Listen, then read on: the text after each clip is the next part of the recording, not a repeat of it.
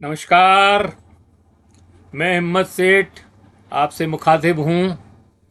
आज का वीडियो हम मोदी सरकार के 10 साल पर की चर्चा करेंगे। सबसे पहले तो मैं ये चर्चा करना चाहता हूँ कि जब 2013 में नरेंद्र मोदी को भाजपा ने प्राइम मिनिस्टर कैंडिडेट बनाया, तब की उस समय 2014 के चुनाव के लिए उन्होंने क्या क्या वादे किए, उसके ऊपर हम बातचीत करें और उसके बाद उनकी उपलब्धियों पर बात करेंगे। और अंत में हम देखेंगे कि इन 10 साल में क्या हुआ है। तो सबसे पहले तो 2013 में जब वो आए अपना चुनाव प्रचार शुरू करने, तो एक बहुत ही आक्रामक रूप से प्रचार शुरू किया उन्होंने। और सबसे पहले उन्होंने कहा गुजरात मॉडल। गुजरात मॉडल का मतलब गुजरात में जो 10-12 साल हमने काम किया है, उसका आधार बना करके केंद्र में भी काम करेंगे। अब इस पे क्या हुआ क्या नहीं हुआ ये अपन बाद में चर्चा करते हैं। और फिर जो आक्रामक प्रचार जो था उनका, उसमें जो उन्होंने वो लगाए नारे, बहुत बहुत हुई महंगाई की मार, अब की बार मोदी सरकार, हर हर मोदी घर घर मोदी। बहुत हुआ महिलाओं पर अत्याचार, अब की बार मोदी सरकार। और इसी तरह से और जो वादे किए, जैसे काला धन, स्विट्जरलैंड में काला धन पड़ा है, वो हम वापस लाएंगे और 15-15 लाख रुपए तो सबके खाते में हम ऐसे ही डाल देंगे। फिर किसानों को के साथ उन्होंने ये वादा किया कि हम स्वामीनाथन कमीशन का जो फॉर्मूला है, उसके हिसाब से एमएसपी देंगे। उन्होंने मुख्यमंत्री होते हुए प्रधानमंत्री मनमोहन सिंह को भी चिट्ठी लिखी थी कि एमएसपी पे कानून बनाया जाए। लेकिन वो अलग बात है कि उन्होंने नहीं बनाया और अभी ये भी नहीं बना रहे हैं। लेकिन ये जो उन्होंने बातें कही थी, वो अ, बेरो, बेरोजगारों को 2 करोड़, 2 करोड़ बेरोजगारों को हर साल रोजगार, और इस तरह के कई नारे उन्होंने लगाए थे। और बहुत ही आक्रामक प्रचार उस समय जो किया था। अ, हवाई अडानी के हवाई जहाज से घूमना, और मिलिट्री आर्मी के साथ उन्होंने ये कहा था कि हम 1 रैंक 1 पेंशन देंगे। अब ये तो 2013 की बातें हैं। अब 2014 में जब वो आए, तब उन्होंने क्या किया। जैसे गुजरात मॉडल पे उन्होंने कोई काम नहीं किया। जिस तरह का गुजरात, अच्छा, और गुजरात मॉडल एक आभासी मॉडल था। उसमें कोई ऐसा था भी, कुछ ऐसा नया नहीं था कि उससे जो है देश जो है तरक्की करता। क्योंकि गुजरात तो खुद ही 12वें स्थान पर था। अगर मॉडल ही बनाना था तो पहले नंबर पर जो तमिलनाडु है या महाराष्ट्र है या पंजाब है, इन प्रदेशों को बनाना चाहिए। कर्नाटक है। तो ये नहीं बना करके गुजरात मॉडल फेल हो गया, फ्लॉप। अच्छा, फिर जैसे ही ये सरकार में आए, इन्होंने सबसे पहले भूमि अधिग्रहण बिल को बदलने की बात की। बदल तो नहीं पाए, लेकिन 2-3 बार अध्यादेश लाए, और तीनों बार वो को पार्लियामेंट में अ, लोकसभा से पास हुआ, लेकिन राज्यसभा में फेल हो गया। क्यों फेल हो गया? क्योंकि जो 2013 में जो मनमोहन सिंह सरकार जो भूमि अधिग्रहण बिल लेके आई थी, वो इस उससे काफी अच्छा था। उसको और ये डाउन करके जो भूमि अवाप्त कर रहे हैं, उसका मूल्य पूरा नहीं मिल रहा था। इनके जो ये जो बिल लाए, उसमें वो मूल्य पूरा नहीं मिल रहा था, इसलिए वो बिल पास नहीं हो पाया।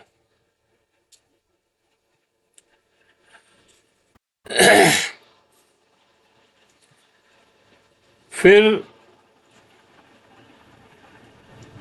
2016 में इन्होंने नोटबंदी की। नोटबंदी का किसको फायदा हुआ? इन्होंने बहुत सब विभाग दिखाए कि हम जो है इससे आतंकवाद खत्म हो जाएगा, ब्लैक मनी खत्म हो जाएगी, और अ, जो अमीर लोग हैं जो नोटों के गद्दे के नीचे नोट रख करके सोते हैं, उनकी नींद हराम हो जाएगी, ये सब बातें कही। लेकिन हमने देखा कि उस समय 3-4 महीने जो लाइनें लगी नोट बदलाने के लिए, उसमें एक भी करोड़पति नहीं लगा। सारे मध्यम वर्ग के और या छोटे लोग जो जिनकी आय बहुत कम थी, वही नोट बदलाने के लिए उस लाइन में लगे, और करोड़ों रुपए जो ब्लैक मनी थी, वो जो करोड़पतियों के पास जो ब्लैक मनी थी, जो उद्योगपतियों के पास जो ब्लैक मनी थी, वो पता नहीं क्या हुआ उसका। लेकिन ये सच है कि जितना रुपया 17 लाख करोड़ रुपया जो भी नोट एक हजार के और 500 रुपए के थे, वो 99% वापस आ गए, बैंकों में जमा हो गए। इसका मतलब ये हुआ कि जो ब्लैक मनी थी वो भी वाइट हो गई, जो नकली नोट थे वो भी बैंकों में पहुंच गए। और हम देखते हैं कि उसके बाद भी आतंकवाद तो नहीं रुका। अभी भी कश्मीर में रोज आतंकवादी घटनाएं हो रही है, पंजाब में भी हुई है, और भी कई जगह इस तरह से आतंकवादी घटनाएं चल रही हैं। तो ये जो कहा था, इसी तरह से ये एक और स्कीम लाए, make in India. Make in India में भी बड़े सब विभाग दिखाए कि बच्चों को रोजगार मिलेगा, और बाहर से बहुत निवेश आएगा, और ऐसे इंडस्ट्रियां लगेगी, और इससे उत्पादन होगा, और बाहर भेजेंगे, और ये सारी बातें कही। लेकिन ऐसा कुछ भी नहीं हुआ। तो ये नरेंद्र मोदी सरकार की विफलताएं हैं। अभी फिर किसानों को कहा कि हम एमएसपी देंगे, वो एमएसपी नहीं दी, बल्कि कोर्ट में जाकर के ये बयान दिया सरकार की तरफ से कि एमएसपी देना संभव नहीं है। अभी उसके बाद उरी में अटैक हुआ,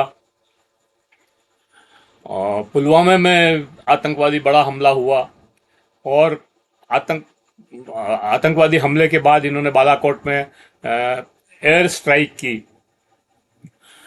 लेकिन सवाल ये है कि पुलवामा में मिलिट्री मूवमेंट के समय 300-350 किलो आरडीएक्स लेकर के वो कार वहां कैसे पहुंची, और पहुंची तो पहुंची, और वो ब्लास्ट भी हुआ, 40 जवान मर गए, लेकिन उसकी जांच आज तक क्यों नहीं हुई?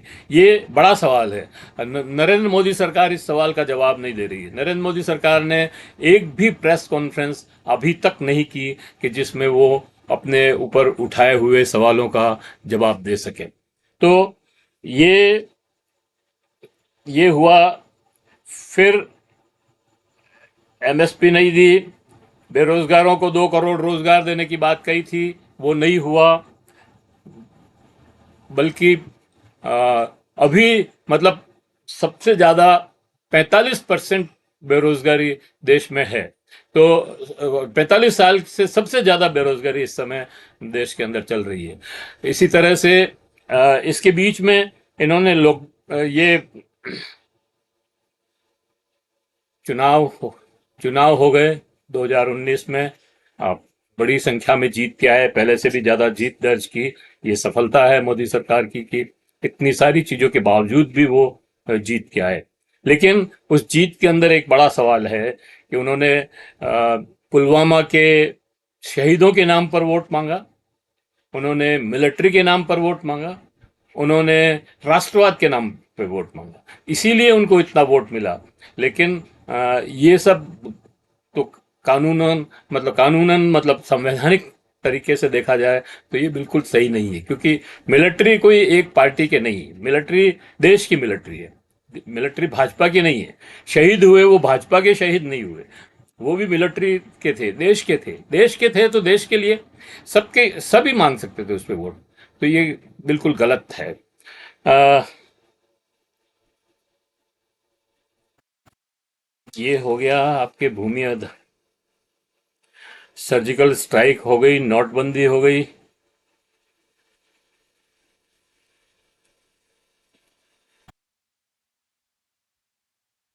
फिर इन्होंने जो मोदी सरकार गिनाती है उसमें सबसे बड़ा काम जो है वो है आ, अनुच्छेद 370 का कश्मीर से हटाया जाना, दूसरा तीन तलाक। और एक और काम जो है इन्होंने जो किया, मतलब वो CAA का बिल पास करना, NRC का बिल पास करना। तो ये जो काम है ये देश के हित में नहीं है। अगर होते, अभी भी CAA पास तो कर दिया लेकिन लगा नहीं पा रहे हैं अभी भी। तो ये चीजें जो है